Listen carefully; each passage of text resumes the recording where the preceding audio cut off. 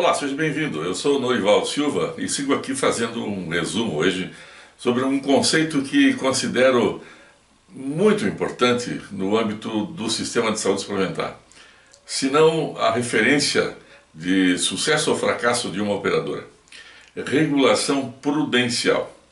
Quando eu estou aqui falando de regulação prudencial, não se trata apenas de um mero conceito. Eu estou falando de uma visão de conjunto em que as pessoas e os processos estejam orientados para liquidez e solvência. A visão regulatória, baseada no princípio da regulação prudencial, em primeiro lugar, ela precisa ter o beneficiário no centro das atenções. Às vezes as pessoas se perdem na discussão da fórmula, na discussão da definição da metodologia e esquecem que, em primeiro lugar, eu preciso que a minha metodologia, ou que a minha fórmula, que os meus processos, eles têm que estar baseados nas pessoas. Nela se concentra todas as referências de governança que eu preciso para ter um bom resultado no meu processo assistencial. Então eu tenho que ter, em primeiro lugar, o beneficiário como foco do processo regulatório, como foco do processo de governança. O que isso quer dizer? Em primeiro lugar, eu preciso ter expertise interna para fazer análises da tipologia humana, que é um conceito baseado no princípio epidemiológico. Quem estuda esse assunto vai compreender facilmente. A tipologia humana é aquela que define o meu cenário da carteira de beneficiários.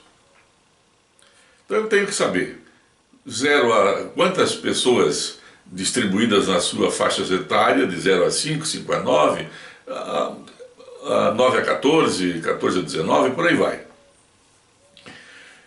Isso quer dizer o seguinte: Norival, por que eu tenho que perder tempo com isso? Simples, porque é esta base de definição que me diz como fazer minha programação. Quando eu tenho a tipologia humana claramente definida, faixa etária, estilo físico, os mais gordinhos, os mais baixinhos, os mais magrinhos. Quando eu tenho uma definição clara do modo de viver dessas pessoas, eu tenho também condições de me programar, não é? Quantas consultas a tua operadora precisa de clínica médica, de pediatria, de ginecobstetrícia, de outras especialidades? Quantas mulheres você tem na tua carteira, quantos homens? Isto é informação que fundamenta, eu repito, todo o processo de planejamento e programação de rede. Segundo, é da tipologia humana que eu consigo tirar o meu perfil de morbidade. Se eu não consigo fazer internamente uma definição de resposta para uma pergunta básica, por que adoecem? Notem que eu não estou perguntando por que morrem. E às vezes as pessoas se confundem mortalidade e morbidade. No âmbito da saúde suplementar, o pressuposto de referência de governança é a morbidade. É ela que gera a minha despesa. É ela que gera o meu resultado de sinistro. Então eu preciso ter claro uma segunda expertise dentro do conceito regulatório prudencial que saiba fazer com precisão um diagnóstico do perfil de morbidade da minha carteira. Quais são as doenças que estão consumindo o meu resultado? Não é apenas os principais gastadores, isso é uma outra conversa, uma outra análise. Eu preciso saber quais são, pelo menos, as 10 principais incidências de morbidade dentro da minha carteira. Logicamente que não há como você fazer regulação prudencial se eu não tiver um sistema de controle de entrada, um sistema de controle de execução, não é? E aí entra o conceito da atenção primária, entra o conceito da promoção e da prevenção. Ocorre que no sistema suplementar, o conceito de promoção da saúde e prevenção de doenças, ele fica muito mais distante para ser realizado. O que eu quero dizer com distante? É que essas são duas funções de natureza pública. A promoção da saúde e a função e a prevenção, ela não está dentro do contrato que você executa com os seus beneficiários. Aliás, o beneficiário não tem essa visão. Olha, você tem que pensar pela visão dele. Quando ele adquire um plano de saúde, ele está pensando em consulta, exame, terapia e internação. Ele não está pensando em promoção da saúde, em prevenção de doenças. Eu repito, essas duas questões é conceito público para resolver. E aí é que se mistura o mix público-privado. E aí é que se mistura o conflito entre o sistema público que nós temos vigente e o sistema privado. A introdução do princípio da regulação prudencial no âmbito de uma operadora não é um processo assim tão simples. Eu tenho algumas etapas para serem cumpridas. São pelo menos 4 áreas que eu preciso trabalhar aqui do ponto de vista interno para fazer um aperfeiçoamento da cultura local do modelo regulatório convencional para o modelo regulatório prudencial que se baseia no princípio da liquidez e solvência. Saber, prever, prevenir, tratar. Eu vou repetir. Saber, prever, prevenir e tratar. São as 4 questões básicas que eu preciso acrescentar no âmbito cultural da minha organização. Eu preciso saber o que é um sistema de saúde na sua integralidade. E as pessoas precisam aprender isso. Não basta saber a vírgula do plano de saúde, tem que saber o que é um sistema de saúde. Eu preciso ter a expertise interna, preciso saber o que é um mapeamento de morbidade. Eu preciso saber como fazer a governança desta morbidade. Eu preciso saber trabalhar a junção da epidemiologia com saúde ocupacional. Olha só o que eu estou falando aqui. Epidemiologia com saúde ocupacional.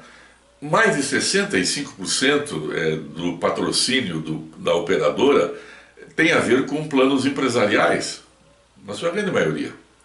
E aí é que entra a questão, eu preciso entender de saúde ocupacional, eu preciso saber juntar, eu preciso saber sensibilizar meu cliente para fazer essa junção entre saúde ocupacional e epidemiologia.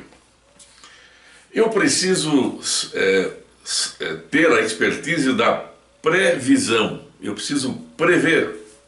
Aí eu tenho que ter as minhas estratégias, tenho que ter uma capacidade de fazer programação. Eu tenho que ter capacidade de perceber uma vírgula, um ponto, um fio de cabelo que aparece na tela do computador quando eu estou fazendo uma autorização de uma solicitação que acabou de chegar. Eu preciso saber me prevenir. E aí entra a questão dos programas de comunicação com o meu beneficiário. Eu quase sempre acabo interrompendo o meu contato com ele depois que eu faço o meu contrato, a não ser quando ele me procura para prestar algum serviço. Mas programas de comunicação em saúde com os meus beneficiários contribui para que eu possa reduzir a minha sinistralidade, contribui para que eu possa acrescentar o prudencial no meu processo regulatório. E eu preciso, obviamente, fazer a expertise do tratamento. E aqui é que está um X que representa uma boa parte dessa discussão. Condutas, protocolos, negociação de preços. E é aqui que entra, dentro da regulação prudencial, a auditoria institucional. Eu classifico, dentro da regulação prudencial, a auditoria seletiva e a auditoria prudencial. Não é possível uma operadora trabalhar home office, trabalhar com auditoria em casa. A medicina ela é um componente fundamental na relação assistencial. Por isso eu tenho que ter profissionais da medicina que ajudem a construir protocolos, ajudem a construir condutas, ajudem a estabelecer tabela de preços, Eu preciso trabalhar com auditores que fiquem visitando a minha rede, fazendo as pactuações prévias. Se eu pactuo previamente com a rede, o modelo de remuneração, por exemplo, deixa de ser importante, porque eu vou começar a trabalhar a cobrança dos resultados que eu pactuei com essa mesma rede. Isto é regulação prudencial. Saber, prever, prevenir e tratar. Esses são os temas que você deveria capacitar a sua estrutura interna, o seu time assistencial que cuida da sua despesa, que faz com que o seu resultado no final seja positivo, tá certo? Um grande abraço, não esquece de deixar aí a sua assinatura aqui no canal e participar do grupo SUS Fala Gestor, que nós teremos o imenso prazer em incluí-lo, tá certo? Um grande abraço, até a próxima!